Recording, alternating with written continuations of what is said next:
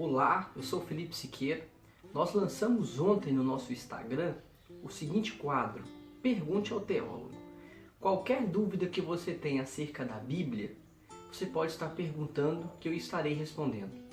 Temos inúmeras perguntas e eu irei responder uma pergunta por dia devido ao congestionamento dos afazeres e o tempo, ok? A primeira pergunta é do Patrick Drummond. Patrick, um forte abraço fraternal, estamos juntos. A pergunta do Patrick basicamente é: quando Caim estava maquinando o mal contra o seu irmão, Deus disse para ele: olha Caim, o mal está aí dentro de você, o pecado está aí, lute contra ele. Basicamente a pergunta do Patrick foi a seguinte: olha, é possível Caim ter lutado contra o pecado? Caim de fato teria uma liberdade para lutar contra esse pecado? E ele fez essa pergunta basicamente dentro da posição reformada. E eu vou responder.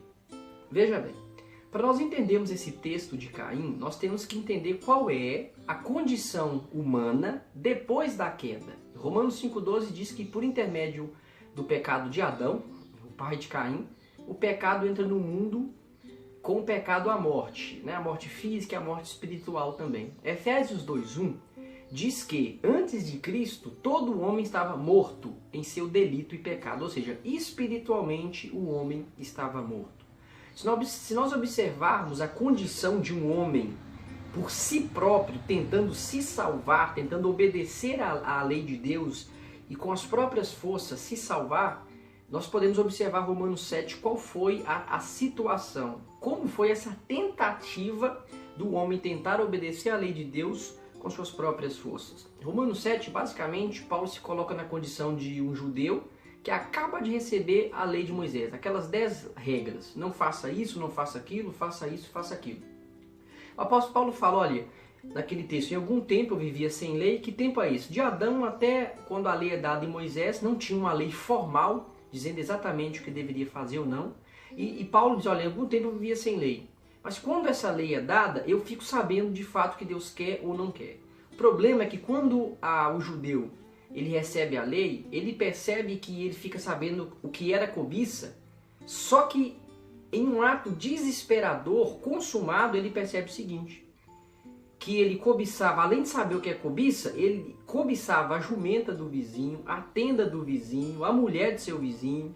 Ele descobre que não poderia matar e ele percebe que quando ele irava, ele matava. Ele percebe que não poderia adorar outro Deus, mas algo dentro dele o obrigava a fazer essas coisas. Romanos 7,17, Paulo fala assim, olha, por que quando eu tento fazer o que eu não quero, ou seja, a lei de Deus disse, não cobiça.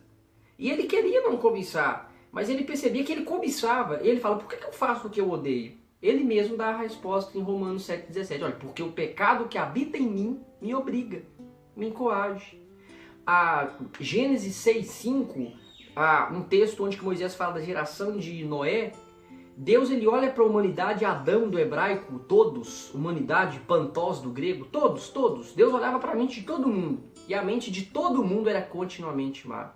O salmista Davi, no Salmo de Números 53, verso 1 a 3, ele escreve que Deus ele procura, de novo na humanidade, Adão, humanidade, ele procura um justo sequer não achava. Ele procurou um homem sequer que quisesse o adorar por si mesmo. Um homem que fosse amigo de Deus por si mesmo. Não achou. Tá? A ponto de o apóstolo Paulo falar em Romanos 3 que todos pecaram e todos foram destituídos da graça, da presença de Deus. É por isso que sem uma ajuda externa metafísica não é possível se achegar a Deus.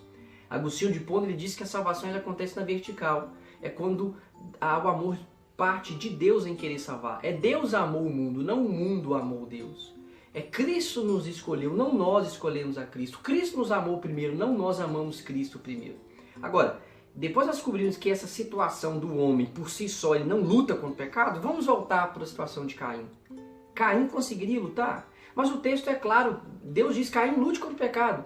Mas o que está escrito em Deuteronômio 20? Deuteronômio 20, Deus fala para o povo de Israel, olha, tem dois caminhos, bênção e maldição. Escolhe o caminho da bênção aí, porque senão vocês vão morrer. Escolham. A impressão que dá é que Deus dá essa essa livre oportunidade para o homem escolher. Mas o que está escrito no mesmo Deuteronômio 19, um capítulo antes? O próprio Moisés explica por que o povo de Israel não escolheu o caminho da bênção, o caminho da obediência. E ele mesmo responde e fala, sabe por que vocês não obedeceram? Porque Deus não deu olhos para vocês verem, ouvido para vocês ouvirem e nem um coração para vocês obedecerem. Coração na Escritura é mente, é uma forma, é uma predisposição mental de fazer ou não. Se Deus não abrir os olhos através da regeneração, não a salvar por intermédio da fé, sozinho não dá. Então, olhando para a situação de Caim, Deus falou a Caim, olha, lute contra o mal aí. Mas simplesmente Deus estava dizendo que deveria lutar. Agora, Caim tem uma condição própria de lutar ou não, aí é outra história. É onde eu acabei de explicar. Caim, por si só, ele nunca venceria o seu próprio pecado.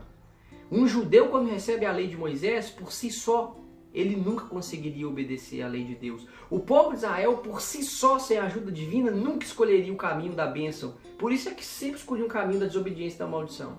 É por isso que essas tentativas frustradas de se salvar, dando errado, é por isso que vem Cristo. Cristo vem justamente para consertar. Se Romanos 5,12 fala que o pecado e a morte vêm por intermédio de Adão, o mesmo Romanos 5,19 diz que o perdão dos pecados vem por intermédio do segundo Adão, Cristo. Primeiro Adão, Adão e a humanidade tentou se salvar por intermédio próprio, não conseguiu, tentou lutar contra o pecado por si mesmo, foram vencidos. É por isso que vem Cristo. Ok, Patrick? Um forte abraço.